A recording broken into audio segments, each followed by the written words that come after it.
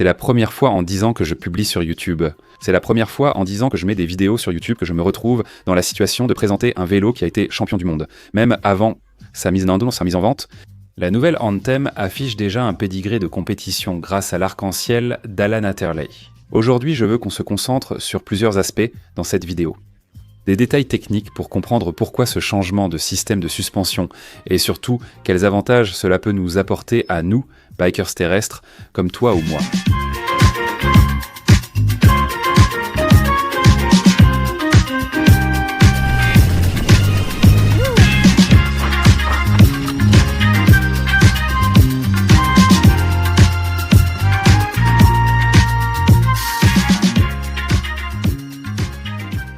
Parlons maintenant de débattement et de géométrie. Le nouvel Anthem est entièrement conçu avec 120 mm de débattement, à l'avant et à l'arrière.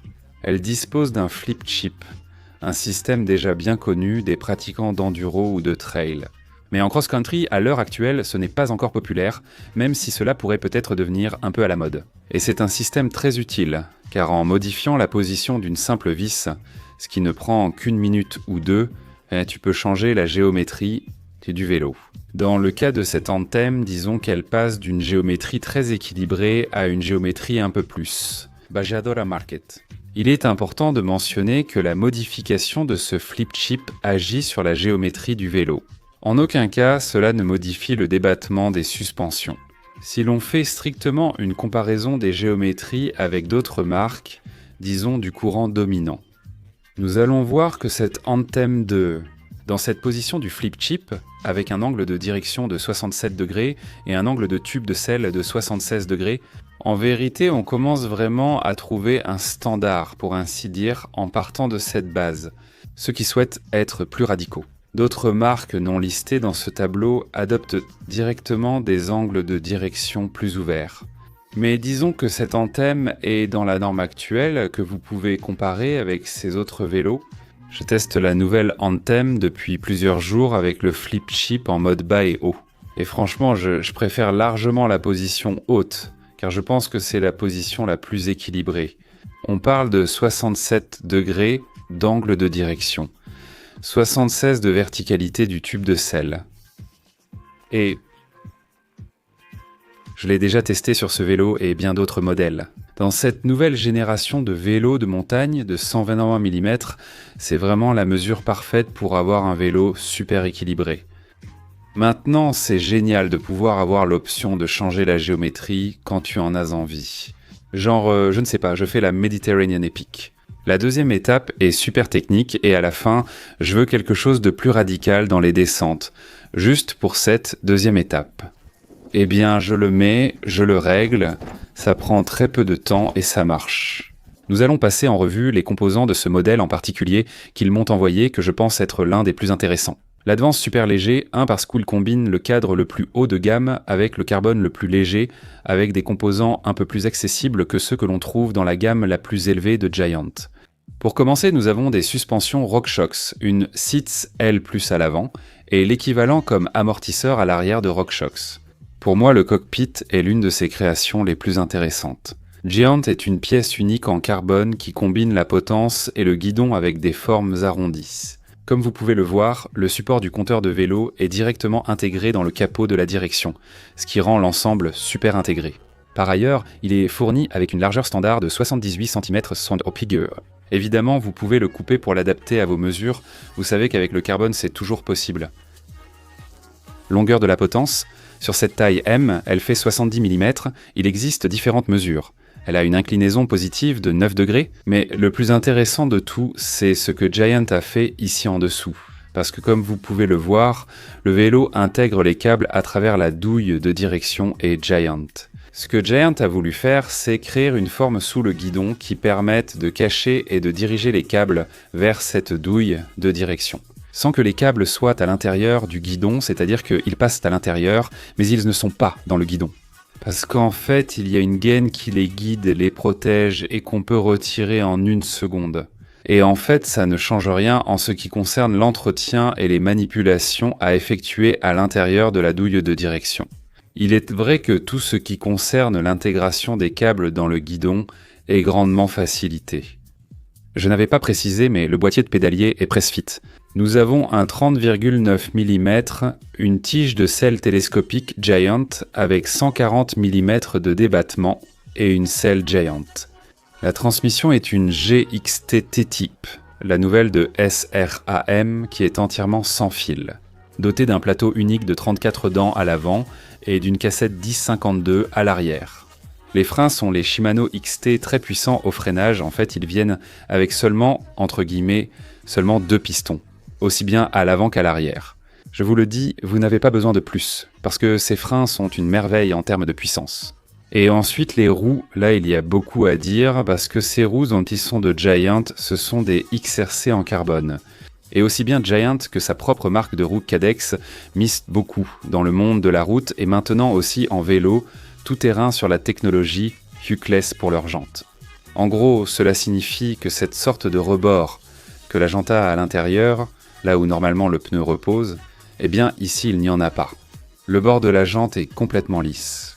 Et avec cela, sur le papier, d'une part, les jantes deviennent plus légères, et d'autre part, dans le cas précis de celle-ci, pour le vélo tout-terrain, que la surface externe, la partie externe de la jante, soit plus large.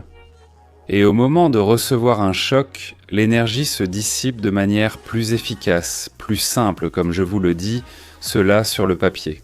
Et ensuite, il faut des pneus, des Aspen en 240 aussi bien à l'avant qu'à l'arrière, qui, comme vous le savez bien, sont les pneus préférés de nombreux bikers, aussi bien professionnels qu'amateurs. Il n'est donc pas utile d'en ajouter davantage à leur sujet.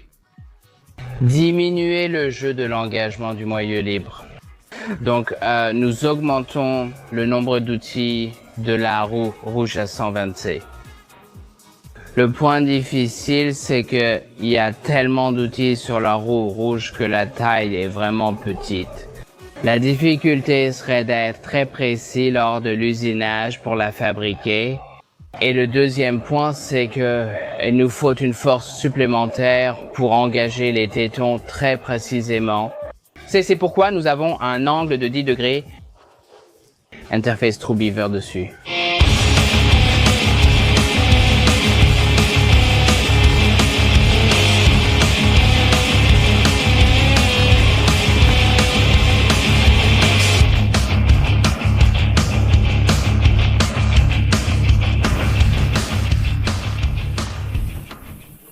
La question est, ce vélo est-il conçu pour grimper ou pour descendre ? Je vous dirais que c'est assez évident. En regardant les données de la géométrie, et surtout quand on monte dessus, on constate que c'est un vélo assez neutre, très équilibré. D'accord ? C'est quelque chose qu'on doit prendre en compte, surtout en jetant un coup d'œil, attends un instant, ça devient technique, en jetant un coup d'œil au Ridge, d'accord ? Il l'a relativement équilibré. Je ne sais pas comment le voient dans les gens de Giant.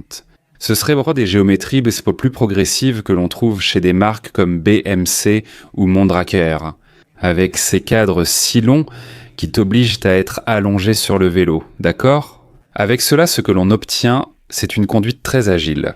Pour moi, le mot c'est agilité, parce qu'au moment où tu dois prendre un virage, tu n'as pratiquement pas besoin de bouger les hanches, avec très peu d'oscillations à gauche, à droite, en avant, en arrière. Tu as toujours le vélo exactement là où tu veux. La traction de la roue arrière, comme vous pouvez le voir, est très bonne, grâce à la cinématique de la suspension. Là, je me suis trompé et je suis ouvert, mais en position intermédiaire, c'est bien mieux. Et je vous dirais, pour vous donner une idée, que sa conduite me rappelle beaucoup une Corbe Aoiz ou une KTM Scarp de cette dernière génération. Comment elle grimpe ? La vérité, c'est que la traction de la roue arrière est très puissante. J'aime bien. Des caractéristiques commerciales que j'apprécie le plus sur cette nouvelle Giant Hansen, c'est le fait qu'elle utilise le meilleur carbone de la marque taïwanaise. Exactement les mêmes feuilles, la même qualité que le cadre avec lequel Hazerli est devenu champion du monde il y a quelques semaines. C'est le même que vous allez pouvoir retrouver dans toutes les gammes, dès le premier prix. De sorte que la seule chose qui change autour du cadre, c'est le niveau des composants. Cela permet à l'utilisateur de faire un premier investissement dans une gamme initiale, car il ne peut pas aller plus loin économiquement. Mais ensuite, il peut améliorer le vélo, peut-être avec un meilleur jeu de roues, un meilleur guidon, une meilleure tige de selle, améliorer ce vélo petit à petit, au fil du temps, avec de petits investissements, et vraiment atteindre, disons, la gamme que tu veux ou que tu peux te permettre. Parce que cela, comparé à d'autres marques concurrentes, ce qui se passe, c'est que en ayant différents niveaux de carbone, tu achètes le premier prix avec le troisième carbone, le moins bon de la marque. Disons-le comme ça, Sei. Et même si tu lui mets ensuite des composants très bons, le vélo ne ressemblera jamais, ni en poids ni en performance, à celui du haut de gamme. Donc, en ce sens, Giant est un très bon point positif. On parle de 597 grammes pour le cadre en taille M. C'est un poids super compétitif, selon ce que nous dit Giant elle-même. Comparé à l'Epiquid Specialized, c'est donc assez compétitif, comme nous le montre ce graphique qu'ils nous ont fourni. Et ce poids si compétitif est le fait d'avoir le cadre de la plus haute qualité dans toutes les gammes. Cela permet à la gamme la plus élevée de rester bien sous les 10 kg tout en s'appliquant au reste. Les gammes d'entrée et intermédiaires ne sont pas de véritables tanks, comme c'est le cas chez d'autres marques. Au final, 300 ou 400 grammes de moins sur un vélo intermédiaire, c'est passé de 12 kg à 11,6 kg. Je vous assure que c'est quelque chose qui se remarque et qui s'apprécie énormément dans la maniabilité, dans la performance, en montée et même dans le plaisir. Parlons maintenant du système d'amortissement, qui est un sujet qui a suscité beaucoup de murmures, voire même quelques critiques. Sur les anciens modèles, mais sur cette nouvelle génération, nous avons clairement un monopivot. Flexion des haubans, une seule biellette, un système très simple visant à obtenir une légèreté maximale. Donc moi, J'aimerais vous demander, parce que en roulant sur ce vélo, le nouvel Anthem, j'ai réalisé 3 choses que j'aimerais souligner de manière positive. La première, c'est la traction, l'adhérence de la roue arrière lors des montées est très raide. Je suis surpris que ce soit un monopivot. La deuxième, c'est la rigidité latérale du triangle arrière. Encore une fois, pour un monopivot, et la troisième, c'est la capacité à absorber les petites bosses. On dit en Espagne lire euphoritique. Comment avez-vous réussi à accomplir cela avec un monopole ? d'abord, je suis ravi de vous entendre dire ça. Il y avait de nombreuses priorités dans ce projet, mais celle-ci était essentielle. Nous voulions augmenter, comme nous l'appelons, la sensibilité ou la cartographie du sol. Oui, nous voulions augmenter cela pour améliorer la traction et la performance du pédalage. Cela aide les coureurs à gagner, mais comment y parvenir ? Vous savez, ces derniers jours, nous racontons l'histoire. Cela tient surtout à notre suspension FlexPoint Pro et à la technologie super légère avancée. Ça a été un long chemin pour y arriver. On y est arrivé, vous savez, surtout avec la suspension. Nous avons installé de nouveaux amortisseurs sur tous les vélos en les faisant fabriquer sur mesure pour ce projet. Nous avons choisi un amortisseur plus grand que la plupart des vélos de cette catégorie pour la contre-performance. C'est aussi lié à notre système de suspension breveté. Nous avons donc un système qui ressemble à un pivot unique et ressemble à de nombreux pivots sur le marché, mais il se distingue grâce à FlexPoint Pro. D'accord.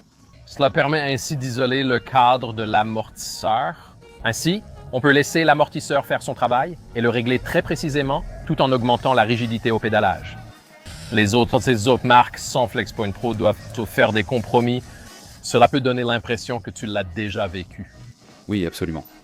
Donc, il y a probablement une différence dans la façon dont le carbone fléchit à l'arrière ou dans la quantité de flexion du carbone. C'est la quantité de flexion. D'accord. Notre système fléchit beaucoup moins que n'importe quel autre système sur le marché. Par exemple, notre système ne fléchit que de 5 mm au maximum, alors que quelque chose comme l'Epic aura presque 8 fois plus de flexion, soit près de 45 mm de flexion. C'est beaucoup comparé au vôtre. Exactement. Évoque plutôt une suspension multibras avec un triangle arrière monobloc. Ouais, Ce n'est pas le cas, mais c'est l'impression donnée. exactement. C'est un peu ça, là. Et l'aspect particulier du FlexPoint Pro, c'est que on peut vraiment créer un type de performance qui se rapproche beaucoup d'une suspension à plusieurs bras. D'accord. Mais c'est dans un ensemble léger et rigide, comme un simple pivot. Comment le vélo descend-il ? Eh bien, nous avons déjà dit que sa géométrie est équilibrée, et dans ce sens, on le ressent aussi dans les virages lents en descente. Disons qu'elle passe bien, sans problème, sans aucun drame, même quand on aborde des virages plus intermédiaires. C'est probablement le terrain où elle se défend le mieux, car on descend avec beaucoup d'assurance. Cela dit, il faut faire attention à ne pas entrer dans le virage avec trop de vitesse, car il est facile de perdre l'arrière. Et peut-être que le terrain où elle souffre le plus, c'est en ligne droite, à très haute vitesse. C'est là que l'on remarque davantage cet empattement plus court, et c'est là qu'il faut de meilleures compétences pour maîtriser le vélo. Allez. Et en ce qui concerne la cinématique, ça y est, on y va. Eh bien, on peut s'attendre à la cinématique. Ce que donnent plus ou moins les monopivotes progressifs. Vous voyez ce sable qui n'est ni plus ni moins que cette capacité à très bien absorber les petites irrégularités au début. Ensuite, il faut dire que la partie intermédiaire de l'amortisseur fonctionne de façon incroyable avec ces obstacles de milieu de course, disons-le comme ça, petits sauts, trottoirs, etc. Le tronc typique au milieu du chemin, là où le vélo souffre peut-être le plus. Que ce soit quand on parle de drop ou de passage technique, ce qui relèverait déjà de la Coupe du Monde, disons-le comme ça. Passons à votre section préférée, les pour et les contre, en commençant par ce que j'ai le plus aimé. Je l'ai déjà mentionné, commercialement parlant, le meilleur cadre de la marque, c'est déjà celui-ci. Dès le premier prix, je trouve ça vraiment top pour pouvoir améliorer le vélo petit à petit. D'un autre côté, la géométrie est équilibrée, donc le vélo est très facile à conduire dès le premier instant. Et il n'était pas nécessaire d'être un super expert en technique pour en tirer pleinement parti. Le poids est toujours un atout. Je ne sais pas jusqu'à quel point le flip chip sera vraiment utilisé et si les gens vont vraiment s'amuser à changer la position d'un jour à l'autre. Mais ça reste un plus qui est le bienvenu, et ça compte. Et enfin la possibilité de pouvoir emmener 2 porte-bidons. C'est vraiment top, vraiment top, surtout en été et dans des situations de course, de marathon, etc. etc. Des éléments qui m'ont moins convaincu. La position avant du vélo paraît relativement élevée pour un vélo de cross-country. Je l'ai testé avec de nombreuses entretoises ici. Cette unité de test n'est pas à moi, donc évidemment je ne peux pas couper le tube de la fourche. Indépendamment de cela, on sent déjà que l'avant du vélo est haut. En fait, Atherley lui-même utilise un guidon et une potence en 2 pièces, avec une potence ayant une inclinaison négative assez prononcée. Ensuite, il y a le fait de ne pas pouvoir choisir les couleurs et le fait de ne pas pouvoir personnaliser les composants. Par exemple, différentes longueurs de manivelle, différentes longueurs de potence, etc., etc. Il est vrai qu'il existe différentes longueurs pour chacun des composants à mesure que les tailles augmentent. Mais si une taille L voulait des manivelles de 165 mm, eh bien dans ce cas, il ne serait pas possible de les choisir en série. Nous venons de nous téléporter à Taïwan pour l'événement mondial du nouveau vélo Anthem. Et ici, je vais avoir la possibilité d'essayer le modèle haut de gamme, celui qui est équipé avec absolument tout l'écosystème de RAM. Capteur de puissance Quark bien sûr, le XXSL et le joyau de la couronne, le Fly Attendant. Voyons comment cet équipement fonctionne sur ce vélo. Nous allons profiter du fait que j'ai déjà fait quelques tours ici en testant le vélo avec le Fly Attendant. Pour vous donner un peu mes impressions, les différences que j'ai trouvées entre les 2 modèles. Et que ce soit clair, ceux qui me suivent savent déjà que je ne suis pas vraiment un grand défenseur du Fly Attendant. Je pense qu'il a, comme tous, ses avantages et ses inconvénients, mais dans ce cas, il faut reconnaître que sur ce vélo, cela apporte une amélioration assez importante. J'ai toujours dit qu'en général, le Fly Attendant est beaucoup plus perceptible dans ses aspects positifs sur les vélos à pivot unique. Des systèmes plus complexes, comme peut-être un Mondraker ou un Trek Supercaliber, ce n'est pas aussi appréciable ou la différence n'est pas aussi grande entre avoir le Fly Attendant ou non, mais sur ce type de vélos qui ont 3 positions. Le fait de ne pas avoir à se soucier de choisir entre la position intermédiaire, ouverte, que tout soit géré par l'électronique, et en plus le terrain est technique, mieux ça fonctionne. Donc, dans ce sens, le passage du modèle sans attendant au modèle avec Fly Attendant est vraiment important. Certains aspects s'en sont améliorés, comme ce que je vous ai dit, on tourne sur la roue arrière, la traction en montée est encore meilleure que ce que j'avais testé sur le modèle sans Fly Attendant. Je suppose que l'électronique s'occupe d'optimiser ces points où tu dois passer de la position ouverte à la position intermédiaire, même lorsque tu es en montée. Nian, oui. Bon, les gars, on descend. Ouais, allez, on descend. C'est un vrai plaisir, franchement.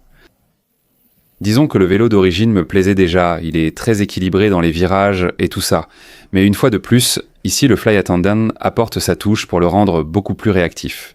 Et dans ce genre de virage, ceux où tu t'accroches au sol, le vélo fait tout pour toi, wouhou, c'est incroyable, vélo super réactif. En vérité, pour un 120, elle se débrouille très bien dans les descentes. Et ce genre de sentier où le sol, bon, n'est pas super technique, mais le terrain est défoncé. Le vélo doit lire les petits sauts, monter, descendre, mais en vérité, avec l'attendant en mode ouvert, il a un avantage en plus. Cependant, c'est le double du prix, non? Je suppose que pour le double du prix, c'est aussi le double de plaisir. Allons-y. Eh bien, le plus important, à qui s'adresse ce vélo? Je pense qu'il y a une cible de public pour qui ce vélo conviendrait parfaitement. C'est soit les personnes qui débutent dans le vélo tout-terrain, soit celles qui, au sein du vélo tout-terrain, essaient pour la première fois un vélo tout suspendu. Comme je vous l'ai dit, c'est super facile à régler parce qu'au final, c'est un monopivot, il n'y a pas beaucoup de complications. C'est super facile à conduire. La courbe d'apprentissage est très courte et peu prononcée, donc tu vas très vite t'habituer au vélo. Et d'autre part, je pense qu'en général, tout utilisateur de vélo tout-terrain cross-country, double suspension, qui ne veut pas se prendre la tête avec trop de réglages et changer des choses. Et je ne sais quoi, mais il veut un vélo qui fonctionne, qu'il sache que quand il monte dessus, il n'aura pas de problème. Et je parle de se prendre la tête à régler la pression ici, maintenant changer le setup, puis non, le rebond, puis je ne sais quoi. Il y a le flip chip, mais je vous dis que le plus probable, c'est qu'une fois que vous l'aurez essayé, le flip chip. Si vous êtes propriétaire de ce vélo, dans les deux positions, vous finirez par en choisir une et elle restera comme ça pour toujours. Donc un vélo simple dans le bon sens du terme. Inutile de préciser que c'est IS. De haute compétition, ça sert aussi là-bas. Bon, on l'a déjà dit, elle a déjà l'arc-en-ciel, elle a déjà été championne du monde, donc il n'y a rien à justifier de ce côté-là. Enfin, c'est le moment pour vous de donner votre avis. Dites-moi s'il vous plaît, dans les commentaires, de 1 à 10, quelle note vous lui donnez. Laissez-moi un gros like, ça m'aide à faire grandir le projet. Partagez cette vidéo avec tous vos amis cyclistes et surtout, soyez très heureux. On se retrouve dans les prochaines vidéos. Ciao ciao!